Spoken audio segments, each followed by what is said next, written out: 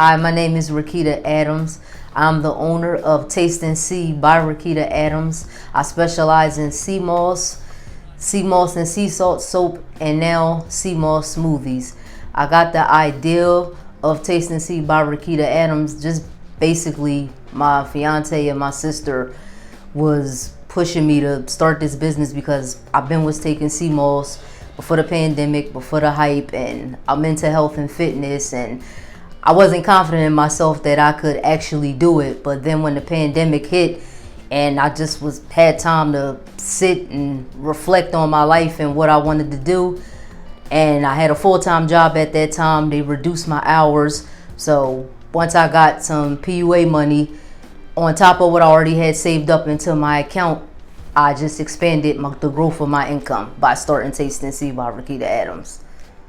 My key driving force to becoming an entrepreneur was not having to work for anybody else and creating my own dreams and legacy and not somebody else's. I raised funding for Tast3-N-C by Rakita Adams. I had a full-time job.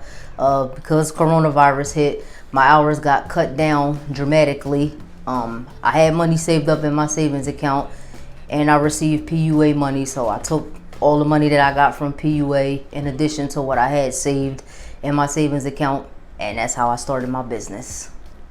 How I built my successful customer base: social media.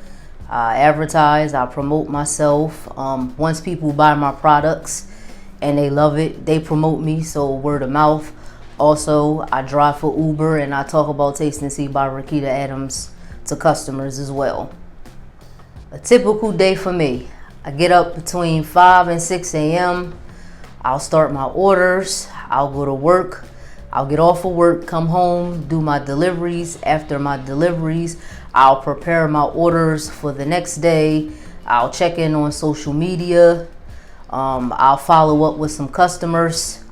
I generate new ideas. My mind goes 100 miles per hour all day, every day. So I'm always thinking and pondering of what I could come up with next. And then once I decide what I want to do, I put it out there and see if consumers gravitate towards it. My greatest fear is being in front of the camera. I'm great with posting on social media and connecting in that way, but when it comes to Facebook and Instagram Live, I have a big fear of being in front of the camera. I manage my fear of being in front of the camera by doing it afraid, because if I don't get out of my comfort zone, I can't grow. The key activities I would recommend to entrepreneurs is: first, network. Get out, go to events, pop-up shops. Number 2, connect with like-minded people who are in the same field as you. And number 3, just always be willing to learn. I feel like I learn something about myself every day, as well as learning things about my business every day and how I can own my skills to enhance myself. I believe the top 3 qualities to be a successful entrepreneur is always keeping your word. If you say you're going to do something, do it. Expect disappointment and then improvise. Things are going to happen. You have to know how to adjust on the fly and embrace constructive criticism. I go the extra mile by following up with my customers.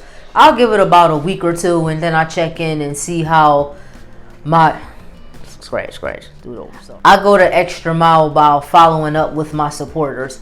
I give it about a week or 2, and then I check in just to see how they're doing with the products, because I don't want to just take my supporters' money. I want to assure that the products is actually working for them and they're benefiting from it.